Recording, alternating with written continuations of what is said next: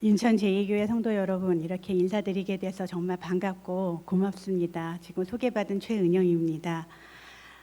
여러분, 오늘 제가 여러분들 정말 어렵게 시간 내서 나오셨잖아요. 여러분들께 먼저 한 가지 질문을 드리고 싶어요. 여러분들 가정에서 천국을 경험하고 계시죠? 그럼요.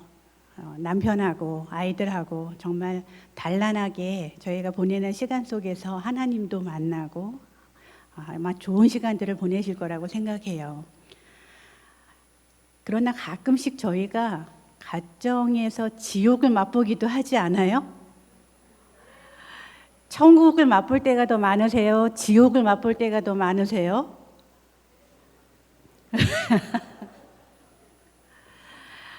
예, 오늘 제가 가정 미리 맛보는 천국이라는 주제를 가지고 여러분들하고 이야기를 나눌 텐데요. 이 부흥 집회가 보통 제가 한 1시간 정도 말씀을 나누면 된다고 들었어요. 여러분들 1시간 제가 이야기해도 괜찮아요? 분위기가 좋은데요. 여러분 정말 반갑습니다. 저는 여러분 교회가 73년, 4년 됐다고 들었어요. 놀라워요. 긴 역사를 가진 좋은 교회를 제가 오게 됐어요.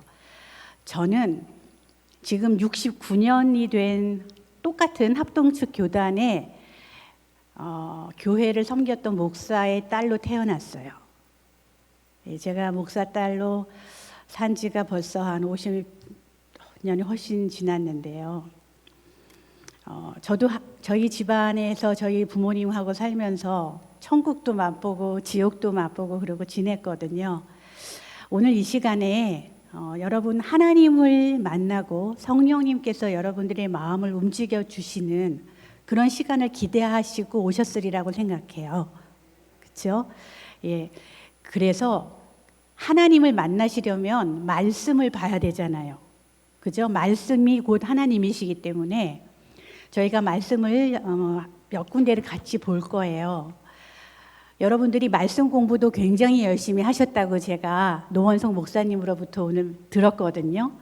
예, 저희가 매일 읽고 묵상하는 그 말씀이 우리를 움직이게 하고 우리의 가정을 움직이게 하는데 오늘 아주 좋은 시간이 되기를 바랍니다. 네. 그러면 여러분 제가 열왕기하 12장 1절에서 3절. 와, 여러분들은 성경책을 이렇게 갖고 다니시는군요. 좋습니다. 열왕기하 12장 1절에서 3절.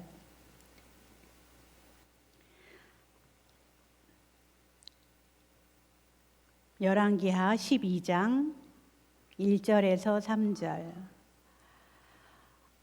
성도 여러분, 제가 막 마음이 뜨거워져요. 여러분들이 성경책을 이렇게 찾는 모습을 보니까요. 마음이 너무 좋아요. 자, 찾으셨어요? 예, 다 같이 한번 큰 소리로 함께 읽겠습니다. 시작. 예후의 제7년에 요아스가 왕이 되어 예루살렘에서 40년간 통치하니라. 그의 어머니의 이름은 시비아라. 브엘세바 사람이더라. 요아스는 제사장 여호야다가 그를 교훈하는 모든 날 동안에는 여호와 보시기에 정직히 행하였으되 다만 산당들을 제거하지 아니하였으므로 백성이 여전히 산당에서 제사하며 분향하였더라. 여러분 오늘 우리가 읽은 이 본문에 누가 나와요? 요아스라고 하는 왕이 나오는데요. 누가 교훈하는 날 동안은 여호와 보시기에 정직하게 행하였다고 되어 있어요. 예, 여러분 제사장 여호야다가 교훈하는 동안에는 여호와 보시기에 정말 정직하게 행하였대요. 그런데 다만 무엇을 제거하지 않았다고 하죠? 네, 성도 여러분 여기 분위기가 원래 이렇게 좋나요? 깜짝 놀라겠어요. 예, 산당만은 제거하지 않았다고 했죠. 그래서 여전히 산당에서 백성들이 제사를 지내고 분향하였더라. 네, 이런 말이 나와요.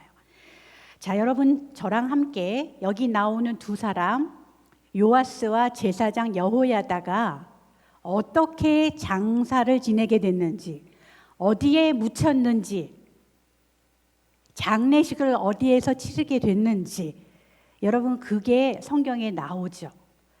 같이 찾아보겠습니다. 역대하 24장 15절에서 16절. 역대하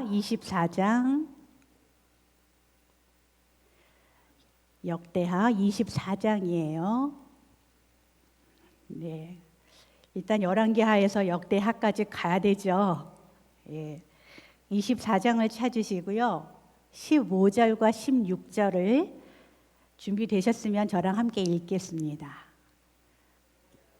여호야다가 나이가 많고 늙어서 죽으니 죽을 때 130세라. 무리가 다윗성 여러 왕의 묘실 중에 장사하였으니 이는 그가 이스라엘과 하나님과 그의 성전에 대하여 선을 행하였음이더라. 아멘. 여러분 여기 여호야다는 어디에 장사가 되었다고 되어 있어요? 왕의 묘실에 장사가 되었대요. 성도 여러분, 이거 이상하지 않으세요? 여러분이 열왕기상하, 역대상하를 계속 읽으시면 왕들은 다윗성의 왕의 묘실에 장사되었더라. 이런 구절을 계속 읽으시죠. 그런데 여호야다는 왕이에요? 아니에요? 아니에요. 제사장이에요. 그런데 어디 묻혔냐 하면 왕의 묘실에 묻혔어요. 이게 웬 영광입니까? 그렇죠? 성도 여러분, 우리가 사실 어떤 인생을 살다가 하나님이 보실 때 어떤 평가를 받으면서 눈을 감을 것인가 하는 건 매우 중요한 일이죠. 일단 여호야다라는 제사장은 왕의 묘실에 묻혔어요. 자, 그러면 우리가 아까 열왕기하에서 읽었던 요아스 왕은 어디에 묻혔나 한번 보시겠습니다. 같은 장 24장 25절, 같은 장 역대하 24장 25절이에요. 같이 읽겠습니다. 시작. 요아스가 크게 부상하매 적군이 그를 버리고 간 후에 그의 신하들이 제사장 여호야다의 아들들의 피로 말미암아 반역하여 그를 그의 침상에서 쳐 죽인지라.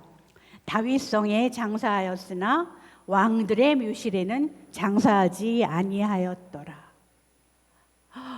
이걸 어떻게 해요? 요아스는 왕이에요. 그런데 뭐라고 기록이 돼 있어요? 왕들의 묘실에는 요아스를 장사하지 않았대요. 성도 여러분, 어디에 묻혔느냐는 사실 성경에서 하나님이 그의 인생을 평가하는 기준이에요. 여러분, 우리 사실 어디에 묻힐까 고민 많이 하죠. 예, 뭐 여기 선산에 묻힐까 아니면 화장해서 그냥 여기다가 놓아달라 그럴까 우리는 고민을 많이 한다고요. 그건 사람들이 하는 일이고요.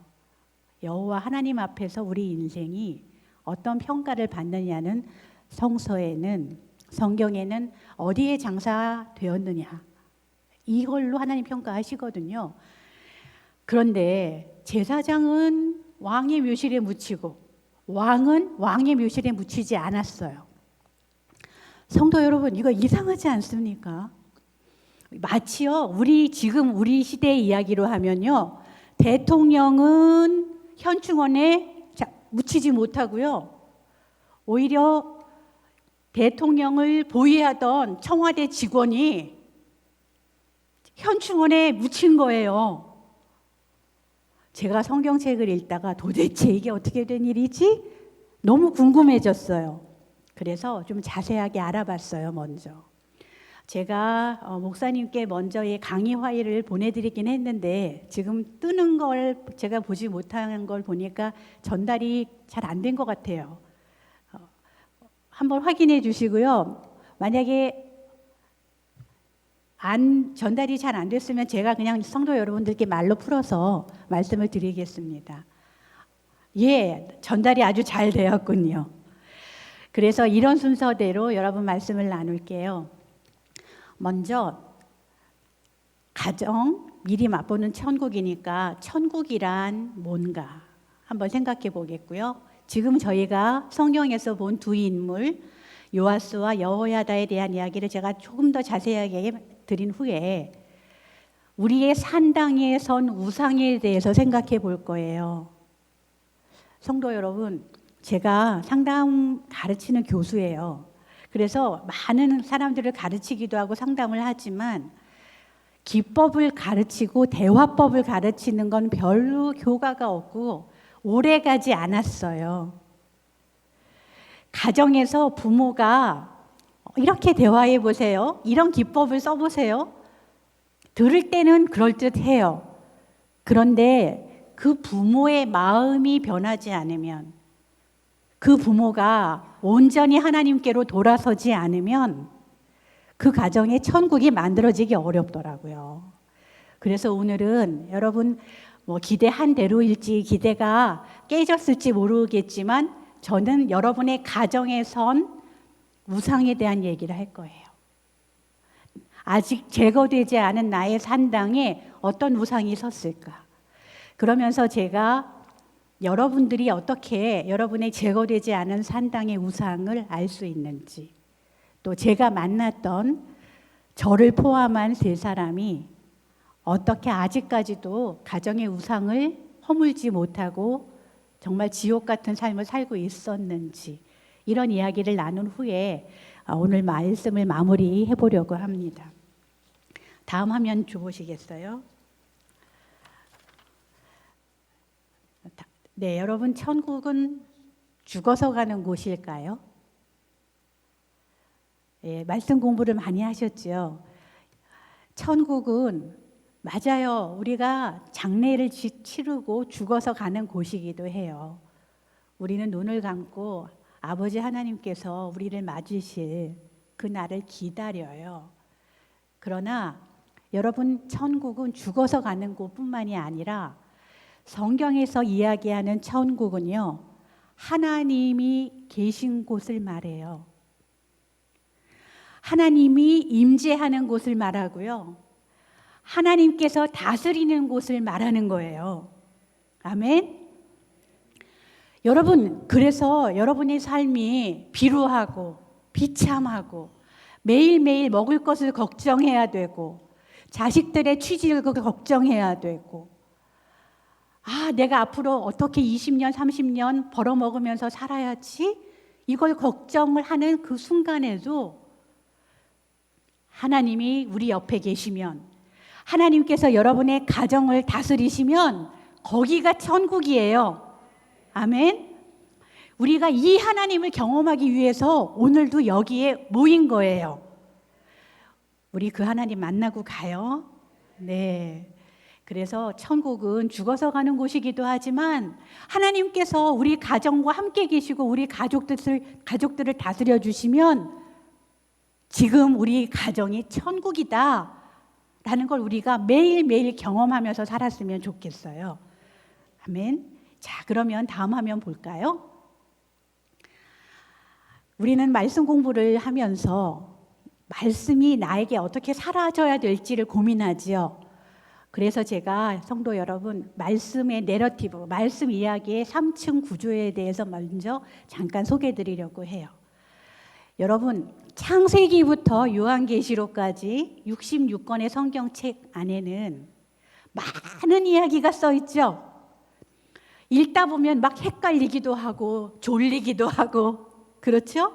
한 얘기 또 하고 한 얘기 또 하고 하시기도 하고 어렵단 말이에요.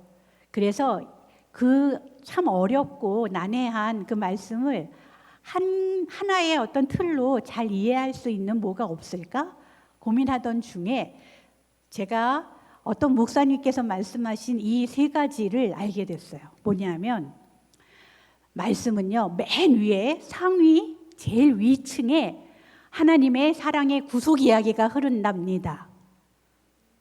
하나님이 우리를 사랑하셔서 십자가에 예수 그리스도를 주시고 그분을 우리의 주로 왕으로 모시는 그 순간, 내가 죽어야 될 그 자리에서 우리 크리스마스가 다가오는데요. 성도 여러분, 우리가 믿는 건 다른 게 아니잖아요. 내가 죄로 죽을 수밖에 없는 그 자리에 나를 밀쳐내고 나를 살리시고 예수님께서 오셔서 나 대신 죽어주셨다. 여러분, 우리는 그걸 믿는 거예요. 그래서 우리가 정말 하나님께 뜨겁게 감사하고 눈물을 흘리는 거잖아요. 우리를 살려주셔서 감사합니다. 성도 여러분, 우리를 살려주시기만 했어요? 예수님이 돌아가셨다가 어떻게 돼요? 다시 살아나셨어요. 그리고 하늘로 올리어졌어요. 여러분, 우리에게 주어진 기쁜 소식은요, 예수 그리스도처럼 누구도 그렇게 된대요. 우리도 그렇게 된다는 거예요. 비록 죽겠지만, 육신은 죽겠지만, 그죠? 우리가 다시 살고 하나님과 더불어 영원히 살 것이다. 여러분, 우리는 그 약속을 받은 자들이에요. 아멘? 정말 우리는 비루하지 않게 이 삶을 살아야 돼요. 약속 받은 자로서. 그 이야기가 성경 맨 위층에서 흐르는 거죠. 성경 어디를 읽어도 성도 여러분, 우리는 그 이야기를 통해서 하나님의 십자가의 사랑의 구속 이야기를 읽어낼 수 있어야 돼요.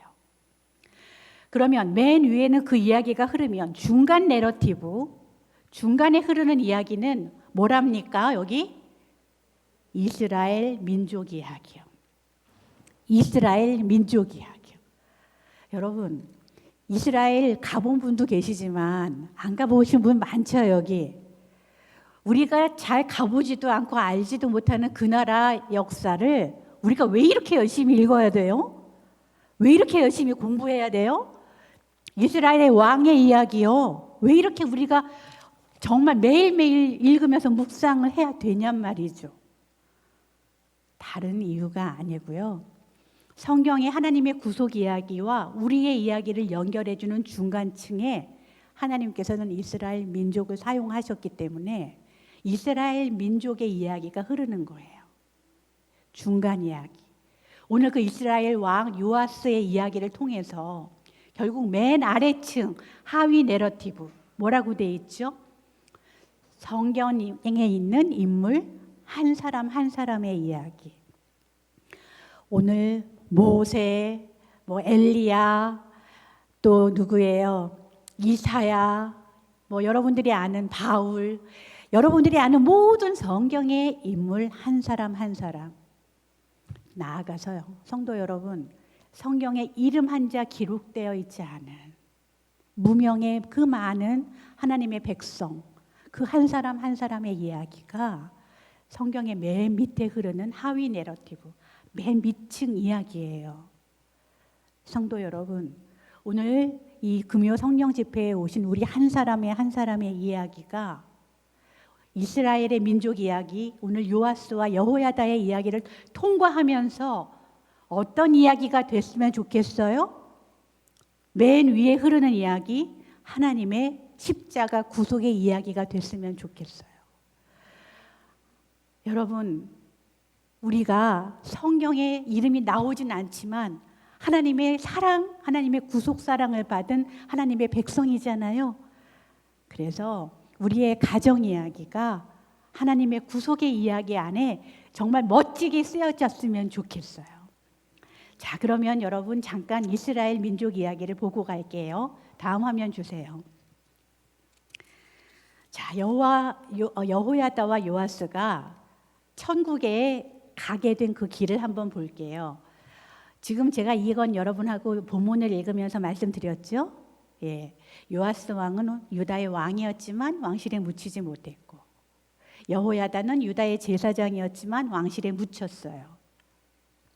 두 사람에 대해서 하나님은 다른 평가를 하고 계신다는 이야기를 지금 말씀드렸어요. 다음 화면 볼게요. 그렇다면 여러분, 요아스는 왜 왕인데 왕실에 묻히지 못했을까요? 여러분은 이미 답을 아세요. 뭐라고 읽으셨어요? 산당을 제거하지 않았기 때문이래요. 그러면 산당을 제거하지 않은 이 이야기 말고 어떤 이야기가 더 있을까요? 요아스의 이야기에. 요아스는 8살의 왕이 됐어요. 그런데 8살 어린 나이에 왕이 됐기 때문에 바로 왕이 되지 못해요. 그 대신에 악한 아달랴라고 하는 여왕이 유다를 다스리게 돼요. 그런데 이 아달랴를 물러내고 아달랴를 죽이고 반역을 통해서 요아스를 다시 왕에 올린 사람이 누군지 아세요? 바로 여호야다예요. 여러분, 우리가 여호야다를 하나님께서 귀하게 생각하시는 첫 번째 이유를 알아야 되는데요. 그거는 뭐냐면 여호야다는 하나님의 언약을 믿었어요. 약속을 믿었어요. 여러분, 예수님께서 누구의 자손으로 오신다고 했죠? 다윗의 자손으로 오셨죠. 다윗의 자손으로 예수님께서 오시는데 다윗의 왕조가 그럼 이어져야 되잖아요. 언약의 백성이 이어지려면. 그런데 지금 아달랴가 유다의 왕이 되어 있거든요. 이거 하나님 기뻐하시겠습니까? 아니에요. 그래서 유다의 왕손이었던 요아스를 아달랴를 죽이고, 여러분 이거 굉장히 위험한 일이에요. 쿠데타를 일으키는 일이에요. 잘못되면 여호야다가 죽어요. 그렇죠. 그런 위험을 무릅쓰고 여호야다가 반역으로 아달랴를 몰아내요. 여기 잘못 써 있어요. 반역으로 왕이 되는 게 아니라 아달랴를 몰아내는 거예요. 잘못 써서 죄송합니다. 그러나 요아스는 산당만은 제거하지 않아요. 왜 그런가? 이전에 여러분 여호야다가 아달랴를 내리고 누구를 왕위에 올려요? 요아스를 왕위에 올려요. 그런데 그 요아스가 좋은 일도 많이 해요. 여호야다를 따라서. 첫 번째는 뒤에 말씀드리겠지만 율법책도 다시 읽고요. 그 다음 성전도 다시 읽어요. 성전도 보수해요. 여러분, 제가 여기 오늘 와가지고 깜짝 놀랐어요. 여러분 이렇게 아름다운 성전을 갖고 계시군요. 이거 짓느라고 고생 정말 많으셨죠? 예. 여러분 참 대단하세요. 재직들, 장로님들, 권사님들, 집사님들, 이 성전을 짓느라고 여러분들 수고 정말 많이 하셨을 것 같아요. 쉽지 않지요. 여러분, 말씀이 회복이 되면 구약을 보면요, 성전을 다시 보수하잖아요. 그 성전을 보수하는데 앞장섰던 사람이 여호야다예요. 요아스도 여호야다를 따라서 성전을 같이 보수했어요. 좋은 걸 많이 했어요. 그런데 산당만은 제거하지 않았다는 이야기예요. 여러분, 우리가 하나님의 말씀을 따라 율법도 우리가 열심히 주야로 묵상하고 성전도 이렇게 아름답게 지었는데 혹시 우리에게 제거되지 않은 산당, 우상이 있는지 같이 한번 점검해 보자는 거거든요. 요아스는 그걸 못했어요. 그랬더니 어떤 일이 벌어졌느냐.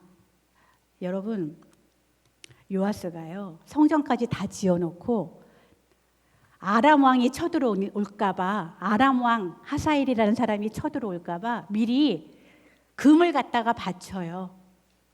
금을. 왕궁에 있는 것, 성전에 있는 것 다 긁어다 갖다 바쳐요.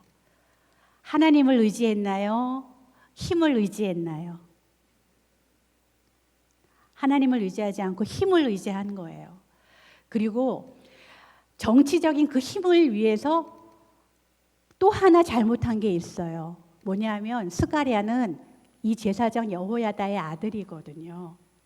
자기를 도와서 율법을 회복하고 성전을 보수했던 그 여호야다의 아들이거든요. 근데 그 여호야다의 아들을 죽여요. 성도 여러분, 왜 죽였을까요? 위험하니까요. 왜 위험해요? 여러분, 우리나라 윤석열 대통령과 이재명 대통령 여러분 투표하셨죠? 몇 프로 차이로, 정말 0. 몇 프로 차이로 윤석열 대통령이 됐어요. 제가 정치 이야기를 하려고 하는 게 아니고요. 정치적인 힘은 어디에서 오냐 하면 백성들의 민심에서 오거든요. 맞죠? 백성들의 민심에서 오는데 지금 누가 그 개혁의 중심에 있냐면 여호야다가 서 있잖아요. 백성들이 누구를 따르겠어요? 여호야다를 따르죠. 그러면 잘못하다가는 내가 지금 왕인데 다음에는 누가 이 나라를 다스릴 것 같아요? 여호야다의 가문이 다스릴 것 같았던 거예요. 이해되세요? 그러니까 누구를 제거해야 돼요? 여호야다의 아들을 제거해야지 내가 안전해지죠. 예, 그런 정치적인 알력 때문에 스가랴 그 아들을 죽여버립니다. 그래서 요아스의 말년이 어떻게 되는지 아십니까? 여러분, 사람들은 누가 악하고 누가 선한지를 잘 아는 것 같아요. 그래서 백성들이 나중에는 요아스 왕을 그 신복들이 그를 따르던 신하들이 죽여버려요. 그리고는 그 요아스를 왕실에다 묻지 않는 거예요. 왜요? 개혁에 앞장섰던 여호야다의 아들까지 죽이면서 자기 자리를 지키려고 했던 그 요아스는 하나님을 따르는 사람이라고 볼 수가 없었기 때문이죠. 그러면 여러분, 여호야다는 어떤 일을 했을까요? 다음 화면 보여주세요. 말씀드린 대로 하나님의 언약을 믿고 요아스를 왕으로 세워놔요. 율법책을 찾아서 율법을 다시 세우고 성전을 보수해요. 그랬던 여호야다를 백성들과 하나님은 높이 평가하셔서 유다 백성들이 그를 다윗성의 왕실에 묻게 됐다. 이 이야기를 우리가 지금 성경을 통해서 읽었습니다. 다음 화면 볼게요. 자, 이제부터는 성도 여러분, 우리가 하나님의 뜻을 따라 하나님의 다스림을 받으면서 살려면요, 성경 말씀도 잘 알아야 하지만 실은 내 마음도 잘 알아야 돼요. 왜냐하면 하나님은 무엇을 다하여 하나님을 섬기라고 하시죠? 내 마음과 뜻과 정성을 다하여. 그렇죠? 내 마음과 뜻과 정성을 다해서 하나님을 섬기려고 한다면 내 마음을 알아야 되지 않겠어요? 그런데 성도 여러분, 우리의 마음이 만들어지는 곳이 어딘지 아세요? 우리의 마음이 만들어지는 곳, 가정이에요. 우리의 가정, 우리의 어머니 아버지하고의 관계 속에서 내 마음이 만들어진다고요. 그래서 여러분 마음에 새겨진 여러분의 우상을 알려면 여러분이 어릴 때 자랐던 고향집으로 돌아가 보셔야 해요. 여러분 태어나서 어느 동네에서 자라셨어요? 나의 살던 고향은, 그 노래 아시죠? 예, 그 고향의 봄 노래가 나올 때 떠오르는 여러분의 고향 어디세요? 지금부터 저랑 함께 여러분이 태어나서 부모님과 함께 지냈던 그 고향 동네로 한번 돌아가 봐요. 여러분, 그 고향 동네에 돌아가서 여러분들이 내 마음을 만들어 주셨던 어머님, 아버님을 떠올리시면 어떤 마음이 드세요? 먼저 여러분 어머니의 아버지의 관계는 좋았나요?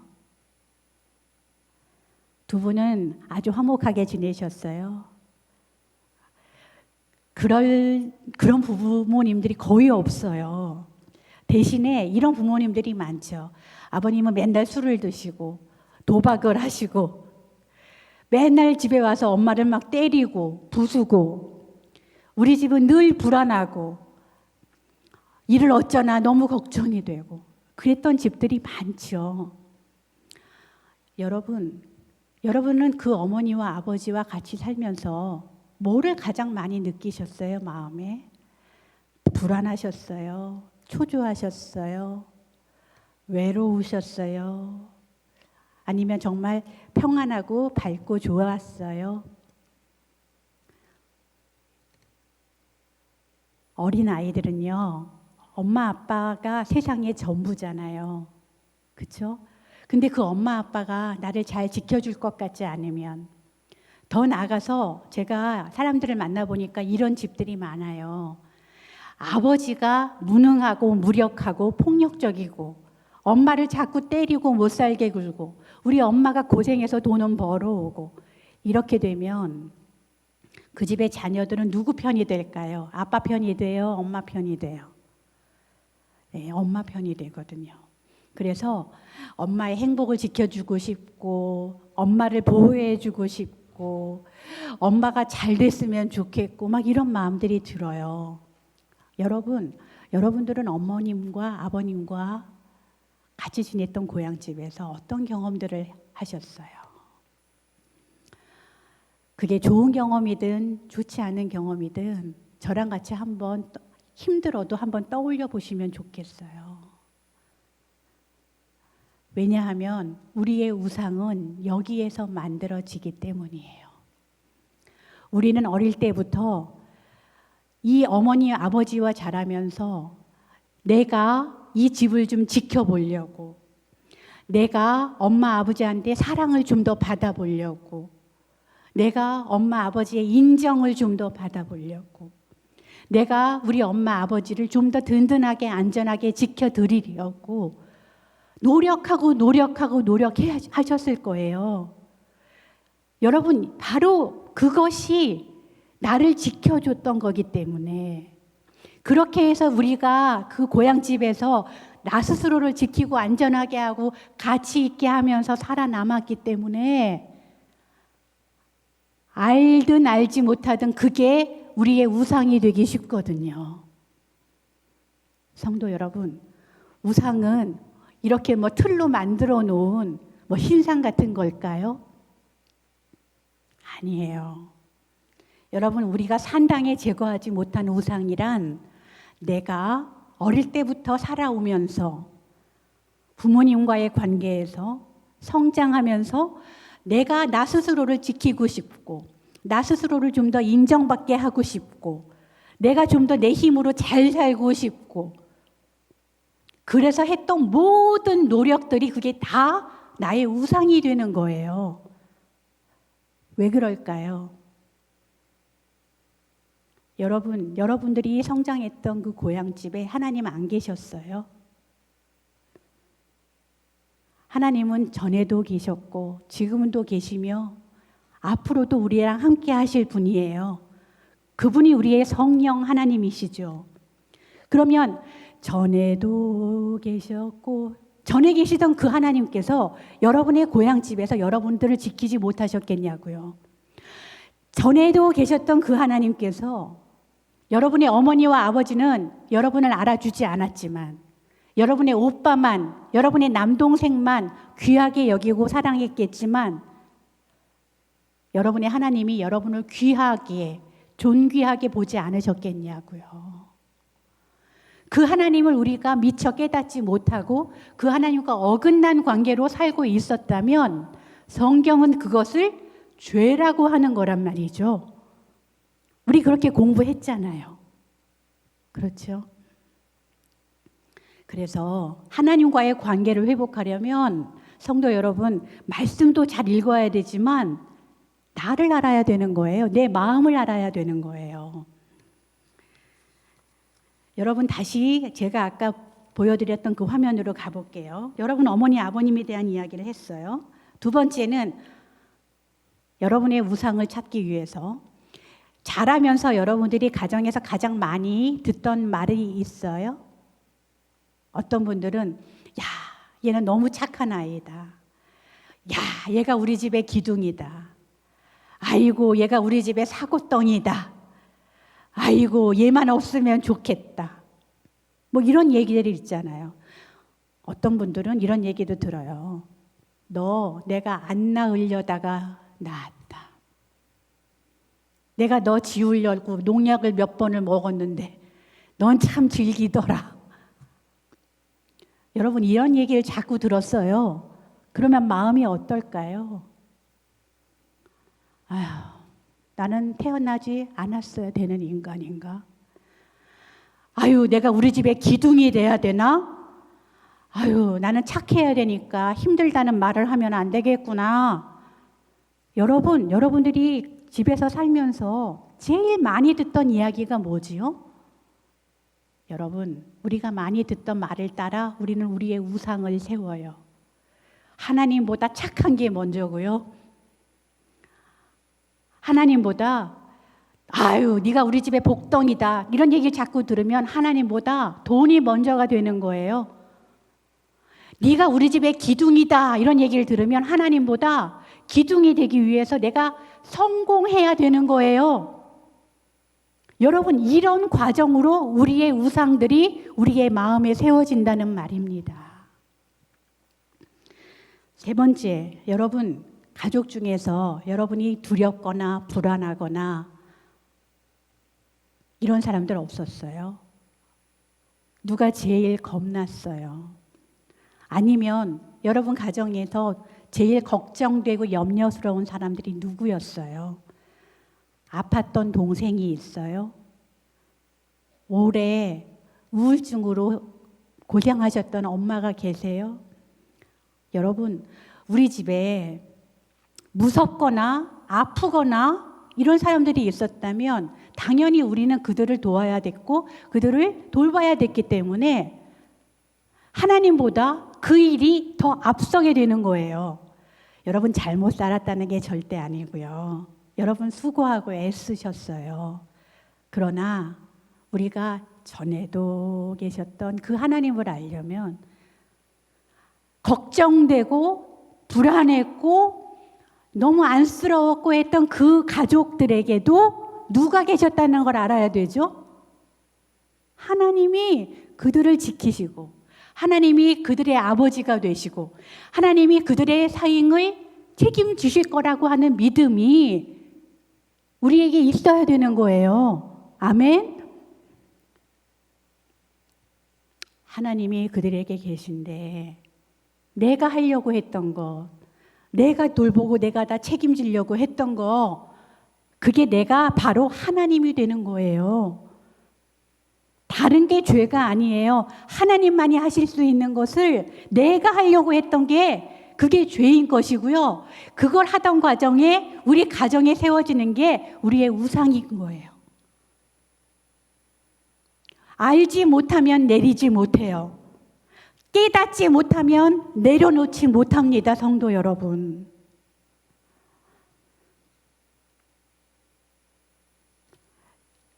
마지막으로 우리 가정을 생각하면서 제가 하나만 더 여쭐게요. 여러분 가훈 있었어요? 가훈?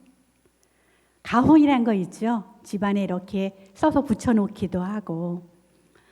대한민국의 많은 가훈들은 근면, 성실, 또 뭐 있죠? 그렇죠. 정직.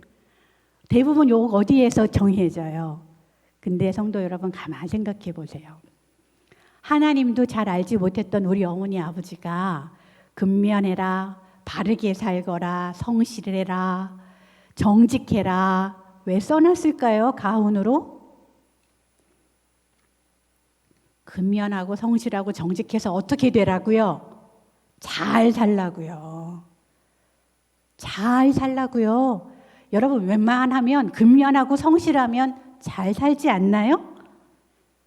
모르겠습니다. 요즘 대한민국이 너무 요동을 치고 있어서 참 근면하고 성실하게 살아도 윤택하게 살기가 참 쉽지는 않아요.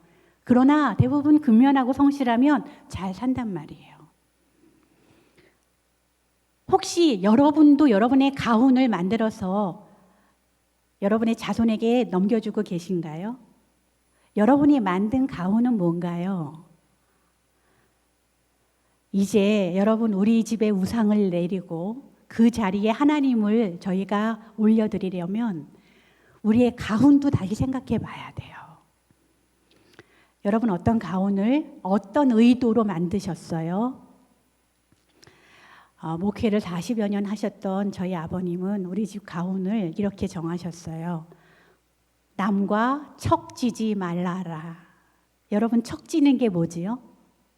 남과 등 돌리고 힘들게 지내지 말아라. 나중에 생각하니까 목회자인 우리 아버님이 그 가훈을 정한 이유를 알겠더라고요. 여러분 목회자들이 남하고 척지면 목회할 수 있어요? 어렵잖아요. 성도들하고 등 돌리고 목회를 어떻게 하겠어요? 아마 그래서 우리 아버님이 그런 가훈을 지었나 봐요.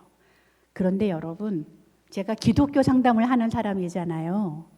그래서 저희 기독교 상담을 하는 그 논문집에다가 제가 논문을 써서 내요.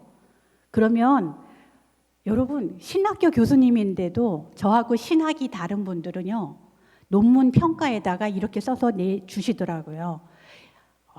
진화론이 훨씬 더 좋은 건데 왜 진화론을 네 논문에는 채택하지 않았느냐. 여러분 깜짝 놀라시겠죠? 어떻게 이런 얘기를 하시죠? 그래서 제가 이런 분들하고는 척을 져야 되겠다 이렇게 생각을 한 거예요. 여러분 제가 그 논문 평가자들하고 척을 지지 않으려고 알겠습니다. 제가 당신의 의견을 수렴해서 진화론을 가지고 제 논문을 다시 쓰겠습니다. 여러분 그렇게 살아야 제가 우리 아버지의 가훈을 잘 지키며 사는 거죠. 제가 어떻게 했을까요? 고민했어요. 고민하다가 제가 논문 편집위원들한테 편지 썼어요. 그들하고 척을 지기로 결심했어요. 죄송하지만 저는 당신들이 제시한 대로 제 논문을 고칠 수가 없습니다. 그냥 제 논문이 마음에 안 드시면 떨어뜨리세요. 다시 당신네 논문집에는 내지 않겠습니다. 이렇게 써서 편지를 드렸어요. 살다 보면 하나님의 원리와 하나님의 방법대로 살지 않는 사람하고는 척을 질 수밖에 없더라고요. 여러분 안 그럴까요? 그렇다면 여러분 가장 복음적인 가훈은 어떤 걸까요? 여러분 분당 우리교회라고 아세요? 분당 우리교회라고 하는 우리 합동특교단의 분당에 큰 교회가 있죠. 그 교회에서 5월이면 가정의 달을 맞이하여서 가훈 콘테스트를 연답니다. 그런데 어느 해에 분당 우리교회에 가훈 경연 1등한 가훈이 있어요. 궁금하시죠? 한번 맞춰보시겠어요? 4글자예요. 정말 복음적이에요. 4글자. 순우리말이에요. 분당 우리 교회 1등 가훈. 뭘 더 바래? 뭘 더 바래? 여러분 그 가훈이 그해 1등 먹었어요. 여러분 복음적이지 않습니까? 왜 우리가 더 바랄 게 없어요? 예수 그리스도께서 정말 하늘에 계셔야 되는 분이 땅까지 오셔서 십자가에서 그 고초를 당하시고 우리를 위해서 목숨을 주시고 우리를 살려주셨는데 성도 여러분 우리가 뭘 더 바라겠습니까? 이미 우리는 다 받았어요. 자손들에게 뭘 더 바라고 살아라고 가르쳐야 되냐고요. 아마 그 집은 집에다 써놨을 거예요. 뭘 더 바래 이렇게요. 여러분 우리가 정말 그런 복음의 이야기, 십자가의 이야기를 우리 자손에게 대대로 전하면서 살았으면 좋겠어요. 다음 화면 볼게요. 자, 이제는 성도 여러분, 제가 만났던 2분의 이야기와 제 이야기를 나누겠어요. 짤막하게. 다른 사람들은 어떤 우상을 만들어서 굉장히 힘들게 살았을까? 그러다가 어떻게 그 우상을 내리고 성령님을 마음에 모시고 살게 됐을까 하는 얘기인데요. 박 집사님 이야기예요. 여기 나오는 분들의 이야기는 이렇게 다 글로 쓰고 설교 시간에 얘기해도 된다고 허락을 받았어요. 제가 다 허락을 받은 거니까 여러분들은 편하게 들으시면 됩니다. 박 집사님 성도 다 바꾸고 바꿀 거 다 바꿨습니다. 이미. 이분의 이야기인데요. 저에게 상담을 오셨어요. 상담에 온 이유는 중3이 되는 아들이 너무 모범적이었는데 담배를 피고 집을 나간다는 거예요. 속상할까요? 안 상할까요? 교회도 잘 다녔고 하나님도 잘 믿고 이러던 아들이에요. 근데 중3이 되면서 담배 피다가 담배가 막 가방에서 나오고 집 나가서 안 들어오고 나쁜 아이들하고 다니고 이러니까 마음이 무너져 내리는 거예요. 그래서 저한테 오셨어요. 그래서 제가 이분의 고향집 이야기를 들어왔어요. 당신의 어머니는 어떤 분이고 아버님은 어떤 분입니까? 아버님은 여러분 KBS의 인간극장 그런 거 아세요? 인간극장에 나오는 분들은 훌륭한 분들이잖아요. 이분이 어떤 아버지 밑에서 자랐냐 하니까 인간극장에 굉장히 뛰어난 학자로 나왔던, 보통 훌륭한 분이 아니죠. 굉장히 훌륭한 학자로 사셨던 아버님을 아버지로 모시고 살았어요.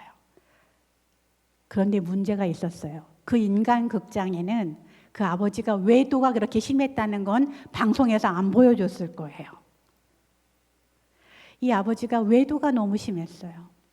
그러니까 여러분, 외도하는 남편하고 사는 아내는 마음이 어때요?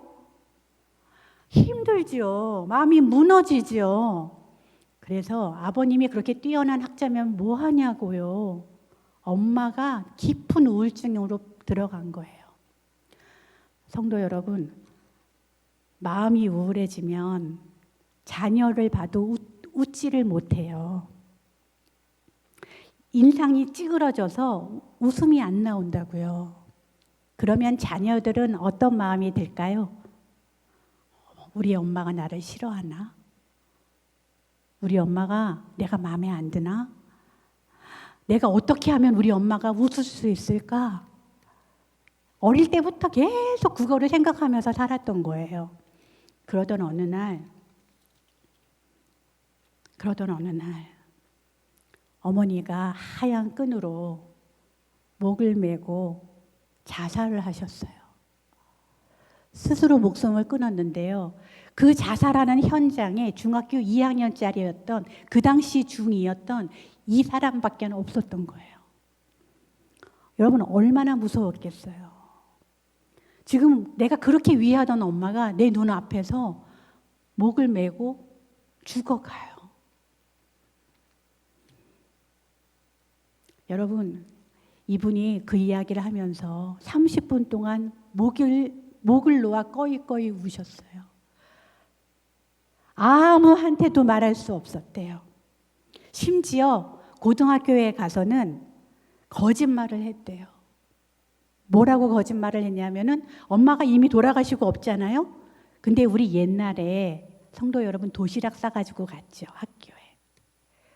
도시락을 싸가지고 자기 손으로 싸가지고 학교에 갔는데 애들한테 이렇게 말하는 거죠. 이거 우리 엄마가 싸줬다. 우리 엄마가 내 눈앞에서 목매고 자살하셨어. 이 이야기를 누구한테 하냔 말이에요. 그러니까 계속 친구들한테 거짓말을 하게 되는 거예요. 우리 엄마가 싸준 도시락이야. 성도 여러분, 그분이 그 후부터 산 삶이 천국이었겠어요? 지옥이었겠어요? 지옥 같은 삶을 산 거예요. 그러면서 한편으로는 우리 엄마가, 우리 아빠가 나한테 기대했던 게 있는데 그게 뭐냐면 공부 잘하는 거, 세상에서 성공하는 거. 그러니까 이분이 힘을 다해서 공부를 해가지고요, 변호사가 된 거예요. 변호사가. 괜찮지요? 여러분, 여자 변호사 괜찮잖아요. 그러니까 여러분, 이렇게 되면요, 자녀들에게 뭐를 원하게 될까요? 야, 내가 공부 열심히 해서 이렇게 성공했듯이 너도 그렇게 살아야 돼. 너도 잘해야 되는 거야. 이런 거 했겠어요? 안 했겠어요? 많이 했죠. 그 얘기를 너무 듣다가 지친 거예요, 아들이. 아이고, 나는 이제 더 이상 우리 엄마가 살라는 대로 못 살겠네. 그리고는 집을 나가고 친구들하고 어울리고 담배 피고 그랬던 거죠.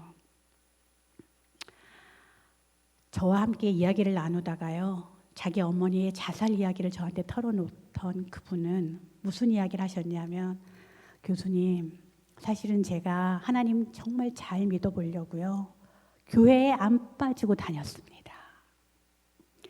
심지어 목요일 날 하는 성경 공부도 한 주도 거르지 않고 나갔습니다.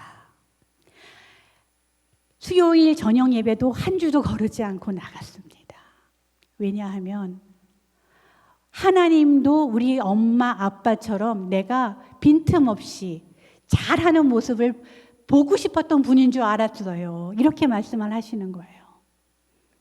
하나님에게도 나는 1등 딸이 되고 싶었고 하나님께도 잘하고 싶었다는 거예요. 그래서 너무 열심히 교회 생활을 했는데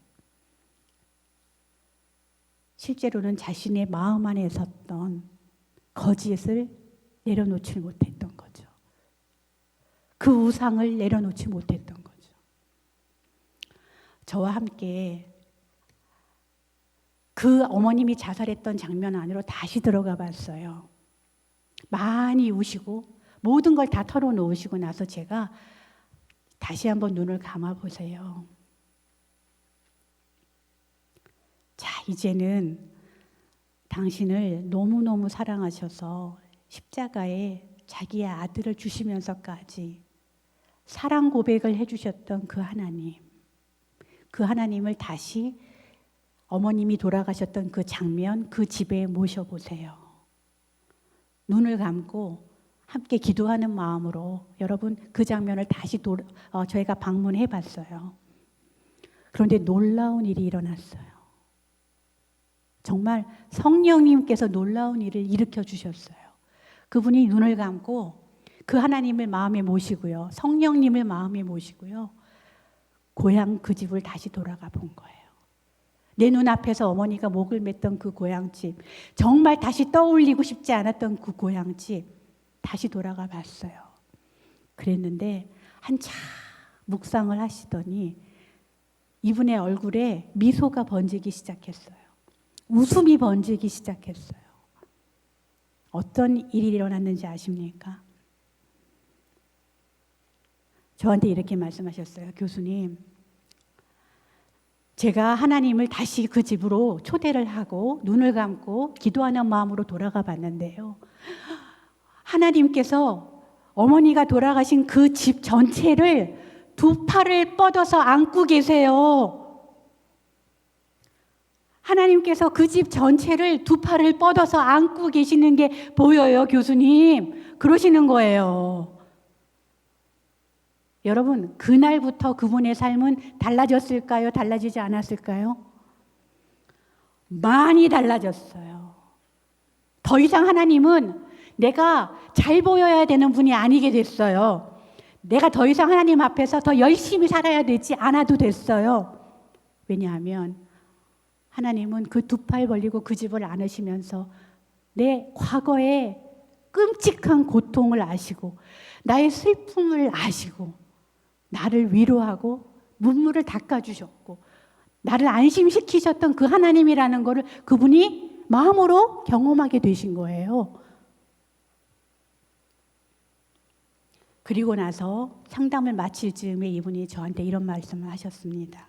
교수님, 저 같은 것을 하나님은 수십 년을 기다려 주셨는데 내가 하나님께 내 우상을 내리고 당신께 돌아올 때까지 수십 년을 기다려 주셨는데 제가 우리 아들 담배 피고 가출하는 그 몇 년까지 그거 못 기다리겠습니까?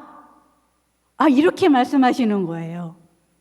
여러분, 그 아들 회복이 됐겠습니까? 안 됐겠습니까? 됐지요. 이제 엄마가 너그러운 마음으로 아들한테 따뜻하게 해주고 편안하게 해줬을 텐데 집이 좋았겠죠. 왜 가출을 했겠어요? 그렇게 해서 온 집안이 다시 회복이 된 거예요. 여러분, 두 번째 이야기를 제가 또 나눌게요. 두 번째 이야기는 김 선생님 이야기예요. 이분은 대학원생이었어요. 대학원을 다니면서 저한테 이제 왔는데요. 상담에 온 이유는 이겁니다. 남자친구가 있는데 남친이 데이트 시간에 5분에서 10분만 늦어도 벼락같이 화가 난대요. 여러분, 데이트 시간에 30분, 1시간 늦은 것도 아니고 5분 늦은 거예요. 근데 5분만 늦었는데 너무너무 화가 나가지고 소리 지르고 막 던지고 그런다는 거예요. 이거 정상이에요? 여러분, 듣기에도 좀 이상하시죠? 그러니까 저한테 온 거예요. 내가 아무래도 정상이 아닌 것 같다고. 그래서 제가 정상은 아닌 것 같습니다. 근데 이게 왜 그럴까요? 이분도 교회 열심히 다니는 분이었어요. 얼마나 열심히 다니는 분이었냐면 대학 때 선교단체를 했어요. 선교단체 리더였어요. 교회도 너무너무 열심히 다녔어요. 그런데 왜 제가 이렇게 됐죠? 그래서 제가 또 뭘 했겠습니까? 오늘 여러분하고 같이 해왔던 고향집에 돌아가는 걸 또 한 거예요.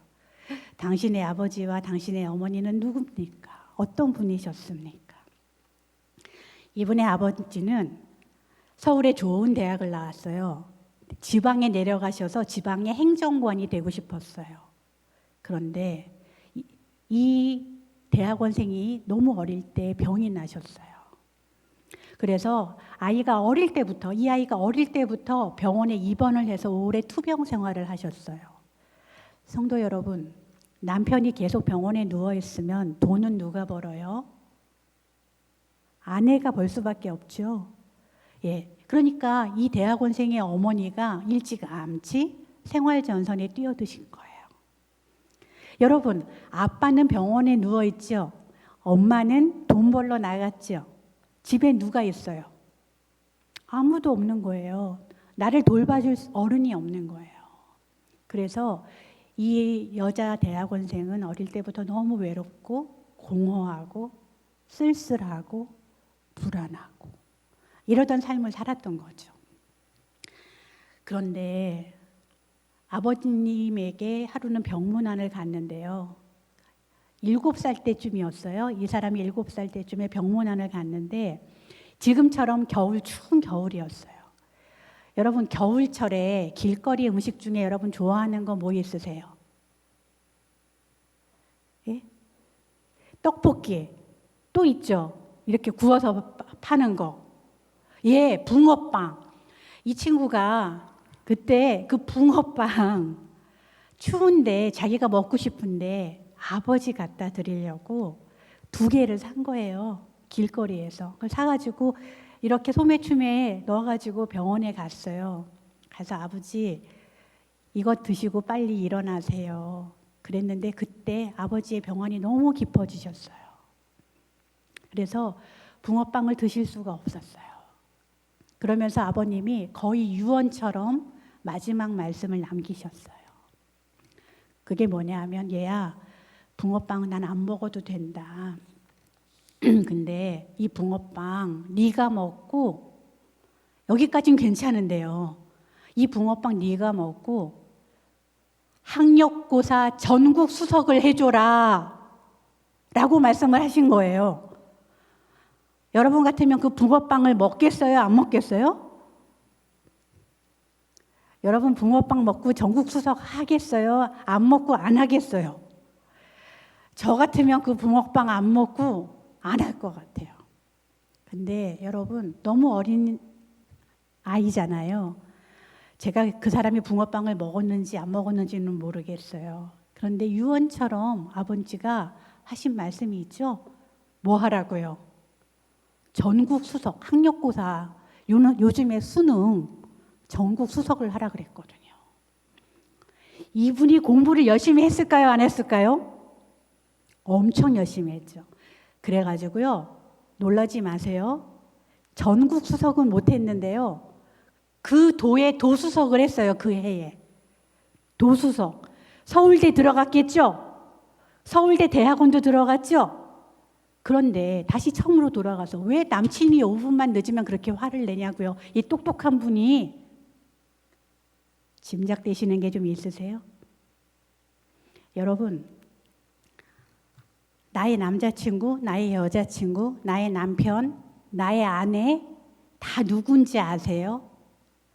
내가 어릴 때 부모님한테 못 받았던 거를 줘야 되는 사람들이에요. 여러분, 아버님이 무능하셨어요? 그러면 내 남편은 유능해야 돼요. 여러분, 여러분의 어머님이 잔소리하고 굉장히 무서웠어요? 그러면 내 아내는 다정하고 따뜻해야 돼요. 그래요, 안 그래요? 그런 거거든요. 그러니까 이분은 아빠도 엄마도 집에 없었죠. 그러니까 내가 남친이 생기면 그 남친은 어떻게 해줘야 돼요? 내 옆에 딱 붙어 있어야 되는 거예요. 약속 시간 10분 전에 와서 기다려야 되는 거예요. 나랑 시간을 함께 보내줘야 되는 거예요. 그래야 되는 네가 5분이나 늦어? 여러분, 언제 화가 날까요? 사람들이 내가 바라는 것이 이루어지지 않으면 화가 나는 거예요. 화는요, 왜 나요? 내가 그토록 바라던 거가 이루어지지 않으면 우리는 화가 나게 돼 있다고요. 성도 여러분, 이제 그 대학원생이 왜 그렇게 화를 냈는지 이해되세요? 엄마도 없고 아빠도 없이 자란 내가 너 당신밖에 없는데 너밖에 없는데 네가 늦어? 너무 화가 났던 거죠. 근데 여러분 이 고향집을 방문해서 나의 우상, 여러분 이 사람의 우상은 뭘까요? 사람이에요, 사람. 내 옆에 있어야 되는 사람. 그 사람이 우상이 됐던 이분이 나중에 저랑 이야기를 하다가 다시 십자가에 예수님을 만났어요. 제가 물어봤어요. 자, 십자가 앞에 당신을 다시 세워보세요. 그리고 눈을 감고 십자가의 예수님 앞에서 뭐가 떠오르는지, 뭐가 경험되는지를 한번 얘기해 주세요. 라고 제가 부탁드렸어요. 그분이 뭐라고 하셨는지 아십니까? 여러분, 이분이 도수석이잖아요. 예? 얼마나 정말 잘 나가는 사람이에요. 그런데 뜻밖에도 십자가의 예수 그리스도 앞에 나를 비추어 보니까 나는 벌레만도 못하고 나는 티끌만도 못하다는 게 느껴진대요. 내가 정말 아무것도 아니다는 게 느껴진대요. 그런데 이 아무것도 아닌 나를 위해서 하나님께서 그 아들을 보내셨으니 나는 나의 목자 되신 그 예수님을 쫓아서 하얀 양이 아니라 까만 양이 돼가지고 맹꽁지에서 이렇게 매 이러면서 따라가더라도요. 나는 예수님을 쫓아가는 그 한 마리 양이 되고 싶어요. 이렇게 말씀하셨어요. 그리고는 그분이요. 여러분, 그분이 외로웠잖아요. 그렇죠? 그래서 그 사람이 사실은 아버지의 유언을 따라서 도수석을 하고 행정학과에 들어왔었거든요. 행정관이 되려고. 그런데 꿈을 바꿨어요. 꿈을 바꿔서 뭐가 됐냐면 상담자가 됐어요. 외롭고 힘든 사람 옆에서 하나님처럼 하나님 대신 이야기를 들어줄 수 있는 그 한 사람이 저는 되고 싶습니다. 그러시면서 상담자의 길을 택하셨어요. 여러분, 마지막으로 제 이야기를 간단하게 드리고 제 간증을 나누고 말씀을 마무리하겠습니다. 여러분, 저는 1등 하는 게 제 우상이었어요. 1등 하는 게. 이게 최 권사님 이야기인데 저예요. 제가 최은영이잖아요. 예, 최 권사 이야기인데요. 여러분, 저는 목회자인 아버님 밑에서 자랐는데요. 우리 아버지가 자수성가 한 분이세요. 7살 때 아버님이 이르시고 가난한 농군의 아들로 태어나셔서 믿음 하나로 정말 하나님 붙들고 자수성가를 하신 분이에요. 저희 엄마는 6.25 전쟁 고아였어요. 우리 엄마는 6.25 전쟁 고아라고요. 13살 때 북한에서 남한으로 내려오시다가 우리 외할아버지는요, 대동강에서 행방불명되셨어요. 폭탄 떨어질 때. 그리고 우리 외할머니는 남한까지 내려오셔서 영등포역까지 오셨는데요.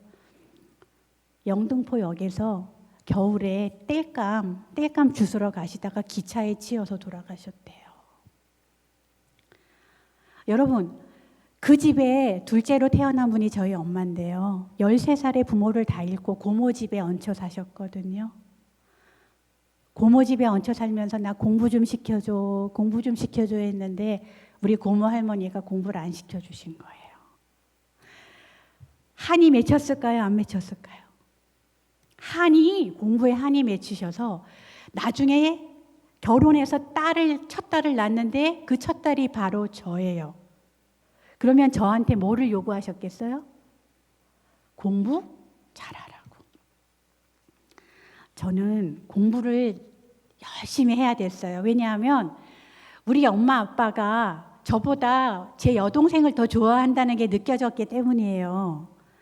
여러분, 저도 이제는 미인이라고 생각하거든요. 제가 예쁘게 생겼다고 생각하는데요. 제 여동생은 탤런트 이영애 씨를 닮았어요. 이영애 씨 아세요? 얼마나 이뻐요. 제 여동생이 그 탤런트를 닮았다고요. 그러니까 사람들이 우리 집에 오면 내 동생만 예쁘다 그러는 거예요. 그러니까 엄마 아빠 사랑을 조금 더 받으려면 저는 엄마 아빠가 좋아하는 공부라도 잘해야 됐어요. 그래서 열심히 공부를 했어요. 그래서 계속 뭐 1등도 하고 뭐 서울대도 가고 했죠. 그런데 문제는 뭐냐면 제가 지금 횃불 트리니티 신학대학원에 있는데요. 이 학교에 와가지고 두 번째 해에 여러분 학생들은 성적표를 받잖아요. 근데 교수는 뭐를 받게요? 강의 평가지를 받아요. 매 학기. 강의 평가지를 받았는데 제가 꼴찌에서 두 번째를 한 거예요. 전체 교수님 중에 꼴찌에서 두 번째를 한 거예요. 여러분 제가 그날 마음이 어땠겠어요? 맨날 1등 하는 거 우상처럼 받들고 살았는데 우리 학교에 와서 꼴찌에서 두 번째 했거든요. 너무 마음이 힘들었어요. 내가 이 학교를 계속 다녀야 되나? 그리고 와서 묵상을 하는데요. 성경을 읽는데 에베소서 2장. 여러분, 성도 여러분, 성경을 읽다 보면 성경에서 글자가 이렇게 튀어나오는 경험 하세요? 글씨가 막 튀어나오잖아요. 그날 에베소서 2장의 말씀이 저한테는 튀어나왔어요. 바울 사도가 너희가 받은 구원은 율법의 행위대로 얻은 것이 아니라 내가 선물로 준 믿음으로 얻은 것이다. 내가 너에게 준 구원은 네 율법의 행위대로 얻은 것이 아니라 내가 너에게 선물로 준 믿음으로 얻은 것이다. 여러분 제가 그 이걸 읽을 때 너무 마음이 뜨거워지면서 눈물이 나기 시작했어요. 저의 우상이 뭔지를 알게 된 거예요. 여러분 지금까지 저는 사람들 앞에서 하나님 앞에서 잘해서 인정받으려고 했던 거예요. 이 학교에서도 1등 교수 되려고 했던 거예요. 근데 꼴등했잖아요. 꼴등했잖아요. 그럼 꼴등했는데 어떻게 제가 이제 살아가야 되지? 고민할 때 하나님이 제 마음 안에 네 우상을 아니. 너는 1등해서 네 구원을 이루려고 하니. 내가 너에게 준 구원은 네 율법의 행위, 네 행위로 이루어진 게 아니고 내가 선물로 준 그 믿음조차도 하나님이 선물로 주셨답니다. 성도 여러분, 성령 대집회에 오신 여러분 여기 모여 계시면 여러분은 성령을 이미 경험하신 거죠.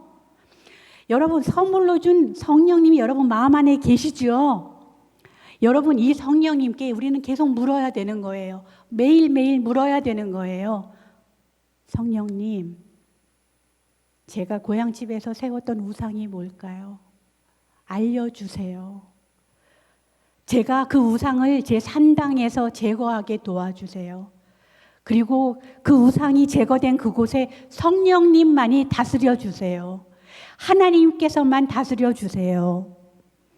여러분 제가 그날 그 이후에 기도를 이렇게 했어요. 하나님,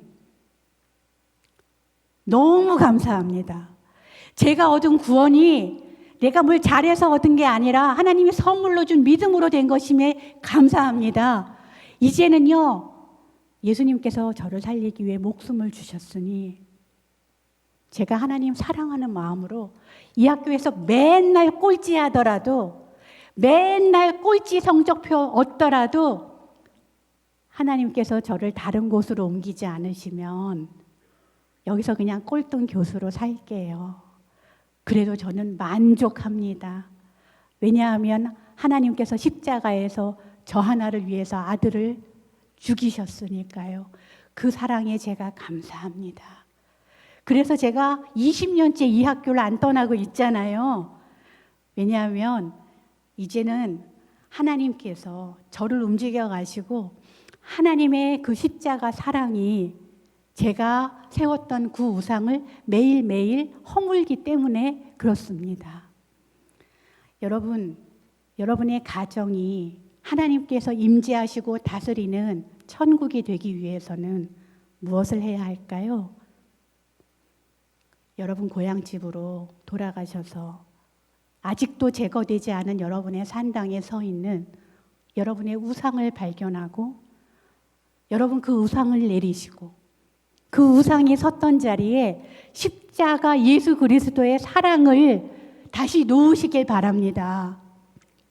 그래서 우상이 우리를 움직이는 것이 아니라 그 십자가 예수 그리스도의 사랑이 우리 인생을 움직여서 우리가 죽는 날, 우리가 땅에 묻히는 날, 하나님께서 여호야다처럼 우리 인생을 평가하시면서 그래, 너는 왕실에 묻어줄게. 우리가 정말 비루하고 힘들고 어려운 삶을 계속 살지 모르지만 하나님의 임재를 구하고 하나님의 다스림이 있는 이 가정의 삶이 나중에 우리가 죽는 날 그런 하나님의 정말 좋은 평가를 받아서 하나님의 나라를 우리가 함께 세우고 하나님의 교회를 함께 세워가면서 정말 우리 하나님의 사랑이 우리를 움직여가는 그런 삶을 우리 모두 살다 땅에 묻히고 우리 영이 다시 하늘에 올라가서 하나님의 얼굴을 기쁨으로 뵙기를 소망합니다. 우리 모두 그런 삶을 살면서 여러분의 가정에 하나님의 천국이 임하기를 우리 주님의 이름으로 기원드립니다.